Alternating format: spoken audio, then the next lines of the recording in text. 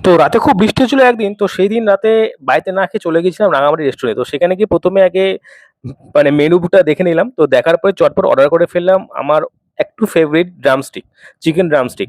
তো এইটা অ্যাকচুয়াল খাওয়ার কারণ হচ্ছে স্পাইসি থাকে প্লাস একটু বেশ মানে মিষ্টি, মিষ্টি থাকে আর বেশ পোড়া ভাবটা থাকে তো খেতে ভালো লাগে। তো অ্যাকচুয়াল যেটা মেইন আমার ভালো লেগেছিল এই প্লেটটা সেটা হলো যে সুন্দর করে সাজিয়ে দেওয়াটা।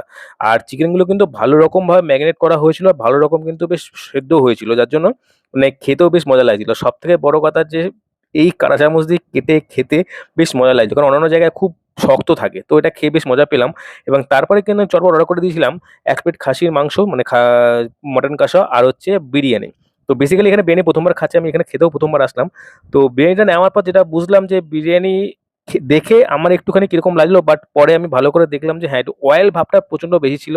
কারণ যেটা আলু থেকে বোঝা যাচ্ছে কিন্তু আলুটা বেশ সেদ্ধ হয়েছিল। আর পাশাপাশি এখানে ডিম পেয়েছিলাম। ইয়েস! অন্য জায়গায় ডিম পাওয়া যায় না মাঝে, মাঝে। তো ডিম পেয়েছিলাম। আর চিকেনের পিসটা দেখে একটু দুঃখ লাগছিল। মানে চিকেনের পিস এতটা ছোট সাধারণত পাওয়া যায় না। তো যার জন্য পরে দেখলাম যে না আরেক পিস পাশে রয়েছে। ছোট পিস বলে হয়তো আরেক পিস দিয়ে দিয়েছিল জানি না। তো বেসিক্যালি হাতে এটা বুঝলাম যে অয়েল ভাবটা একটু বেশি যার জন্য আমার খেতে একটু মানে দ্বিধা করছিলাম যে খাবো কিনা। তো বেসিক্যালি মানে আমি বিরিয়ানি ম্যাক্সিমামটা পছন্দ করি অয়েলি ভাবটা কম থাকবে। আর খেতে বেশ ভালো লাগবে, শুকনো, শুকনো থাকবে, খেতে মজা লাগে। যেটা আমি মানে খেয়েছিলাম আমাদের একান্ত আপন রেস্টুরেন্টে চাকদাতে। খেয়ে মজা পেয়ে গেছিলাম। বাট এইখানে এইটা দেখে একটু কেমন লাগছে যাই হোক, তবুও টেস্ট করবো। আর সঙ্গে একটু দেখিয়ে দিই যে পরিমাণটা কিরকম। পরিমাণ যা আছে মোটামুটি একজনের জন্য সাফিসিয়েন্ট।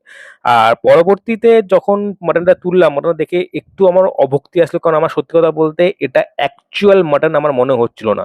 কারণ এই মাটনটা পুরোপুরি ফেক। I mean ধাড়ি।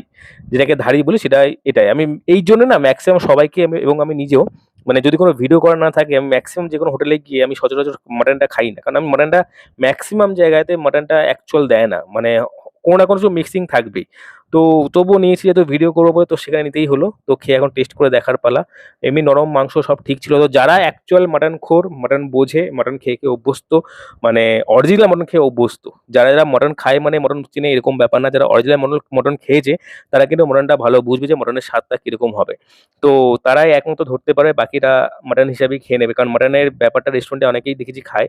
তো আমার খেয়ে মোটামুটি লেগেছে এভারেজ। বাকি তোমরা কারা, কারা এই রেস্টুরেন্টে খেতে এসেছো এবং খেয়ে কেমন লেগেছে অবশ্যই কমেন্টে জানাও। আর বাড়িতে নিয়ে এসেছিলাম। তো বাড়িতে নিয়ে আসার পরেও একটু চেক করে দেখছিলাম। তো সেখানেও সেই একই রিভিউ যারা আমার বাড়িতে খায় সবাই তাই বলল যে, "এই মাটনটা খেয়ে মজা হয়নি। এই মাটনটা ভালো লাগছে না।" আর রান্নাটাও খুব একটা যে টেস্টি ছিল সেরকম না। রান্নাটাও খুব একটা আমার ভালো লাগেনি। তো পিসগুলো মোটামুটি ছিল। তো বেসিক্যালি রেস্টুরেন্টের খাবারটা খেয়ে আমার খুব একটা পত্তা হয়নি। বাকি এই ধরনের ভিডিও পেতে অবশ্যই চ্যানেলকে সাবস্ক্রাইব করে রেখো। টাটা। তো রাতে খুব বৃষ্টি হচ্ছিল একদিন। তো সেই দিন রাতে